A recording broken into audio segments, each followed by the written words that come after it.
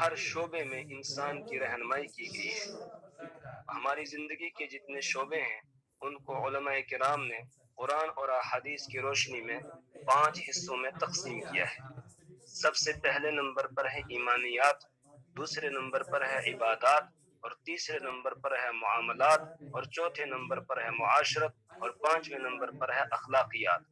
جو آدمی ان 5 شعبوں کے مطابق زندگی بسر کرے گا، اسلام نے ان 5 شعبوں کے حوالے سے جو ہدایات دی ہیں ان ہدایات کے مطابق زندگی بسر کرے گا، وہ کامل اور مکمل مسلمان کہلائے گا۔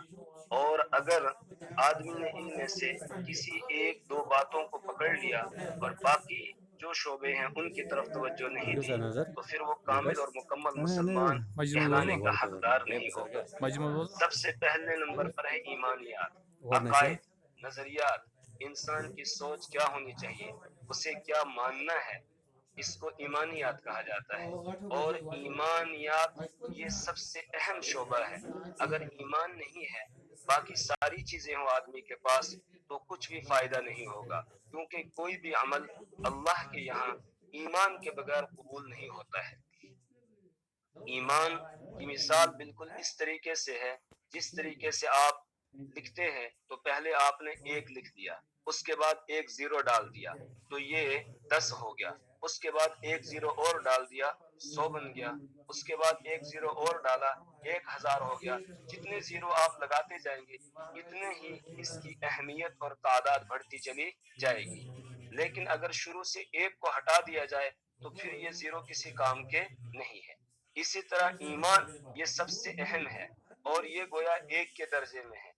ایمان کے بعد پھر عبادات، معاملات، معاشرت، اخلاقیات، یہ سارے شعبے کارآمد ہوں گے۔ لیکن اگر ایمان نہیں ہوگا تو پھر ان شعبوں پر اگر آدمی عمل پیرا بھی ہو جائے تب بھی اس کو کوئی فائدہ نہیں ہوگا۔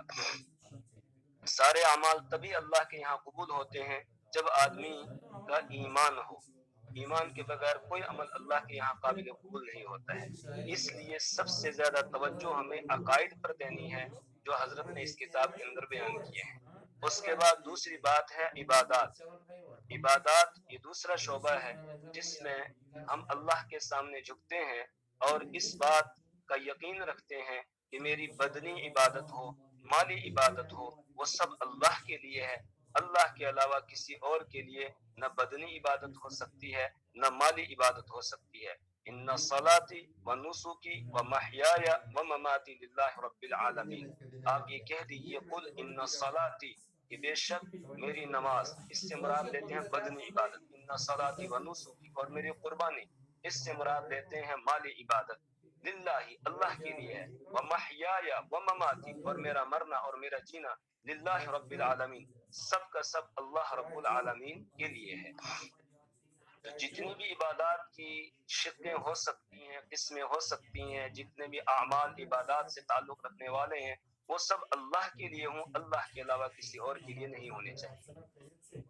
تیسرا شعبہ ہے معاملات۔ معاملات کا مطلب یہ ہے کہ آدمی ایک دوسرے کے ساتھ لین دین کرتا ہے، کوئی وعدہ کرتا ہے، کوئی معاہدہ کرتا ہے، اس کو پورا کرنا، اور لین دین ہے، خرید و فروخت ہے، یہ سب شریعت کے مطابق ہونی چاہیے۔ شریعت نے اس میں ہماری رہنمائی کی ہے کہ ہم کس طریقے سے ایک دوسرے کے ساتھ لین دین کریں گے، کون سے طریقے خرید و فروخت کے جائز ہیں اور کون سے طریقے ناجائز ہیں، یہ ساری باتیں بالکل واضح کر کے بتا دی گئی ہیں۔ لہٰذا سارے معاملات ہمارے لین دین کے ہوں، اسی طریقے سے امانت کے ہوں، یا اسی طریقے سے معاہدے ہوں، وعدے ہوں، نکاح ہے، یہ بھی معاملات میں سے ہے، یہ سارے شریعت کے مطابق ہونے چاہیے، تب ہم کامل اور مکمل مسلمان بنیں گے، ورنہ نہیں۔ اگر کلمہ پڑھ لیا، ایمان بھی ہے، اس کے ساتھ ساتھ نماز بھی پڑھتے رہے اور زکوٰۃ بھی ادا کرتے رہے، عبادت انجام دیتے رہے، لیکن معاملات ہمارے شریعت کے خلاف ہوئے، سودی معاملہ ہوا یا اسی طریقے سے جوئے کا کوئی معاملہ ہوا یا کوئی اور ہوا، تو پھر ہم کامل اور مکمل مسلمان نہیں ہو سکتے ہیں۔ کامل اور مکمل مسلمان ہونے کے لیے معاملات کا درست ہونا اور شریعت کے مطابق ہونا یہ بھی ضروری ہے۔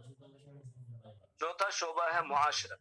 معاشرت کا مطلب یہ ہے کہ ہم ایک دوسرے کے ساتھ جو میل جول رکھتے ہیں وہ کس طریقے سے ہمیں رہنا ہے، ایک دوسرے کے جو حقوق ہم پر عائد ہوتے ہیں وہ ہمیں ادا کرنے ہیں۔ اگر باپ ہے اس کے ذمے اولاد کے حقوق ہیں، اولاد ہے ان کے ذمے والدین کے حقوق ہیں۔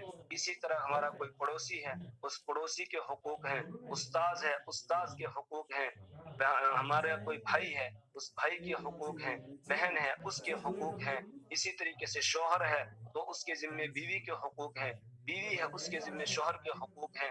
اس کو یہ ساری باتیں معاشرت سے تعلق رکھتی ہے، یعنی ایک دوسرے کے حقوق ادا کرنا۔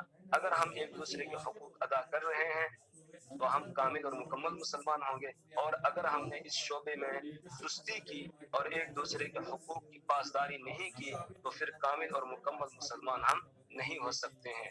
اور سب سے بڑی بات اس میں یہ ہوتی ہے کہ ہم دوسرے لوگ ہماری اذیتوں سے ہماری تکلیف سے محفوظ رہیں، ہمارے ہاتھ یا ہماری زبان سے کسی کو کوئی تکلیف نہ پہنچنے پائے۔ پانچواں شعبہ ہے اخلاقیات۔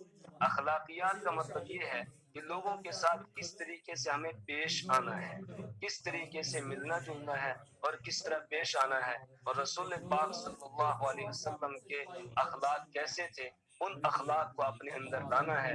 اور رسول پاک صلی اللہ علیہ وسلم نے فرمایا خیارکم، تم میں سب سے بہتر وہ ہے احسنکم اخلاقا، جو اخلاق کے اعتبار سے تم میں سب سے اچھا ہوگا وہ سب سے بہتر ہے۔ تو اپنے اخلاق کو درست کرنا اور سب کے ساتھ ہنسمکھ طریقے سے پیش آنا، خندہ پیشانی کے ساتھ پیش آنا، یہ اس کا تعلق اخلاقیات سے ہے۔ تو یہ 5 شعبے ہیں، ان 5 شعبوں کو لے کر اگر ہم زندگی بسر کریں گے اور ان شعبوں سے متعلق جتنی ہدایات ہیں ان ہدایات کے مطابق زندگی بسر کریں گے تو انشاءاللہ ہم کامل اور مکمل مسلمان بن جائیں گے۔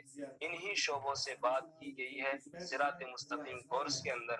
آپ حضرات پوری توجہ کے ساتھ لگن کے ساتھ اس کو پڑھیں۔ اللہ تبارک و تعالی ہم سب کے لیے اس کو مفید بنائے اور اللہ عمل کی توفیق عطا فرمائے۔ سبحان اللہ وبحمدہ، سبحانک اللہم وبحمدک، ونشہد ان لا الہ الا انت ونستغفرک ونتوب۔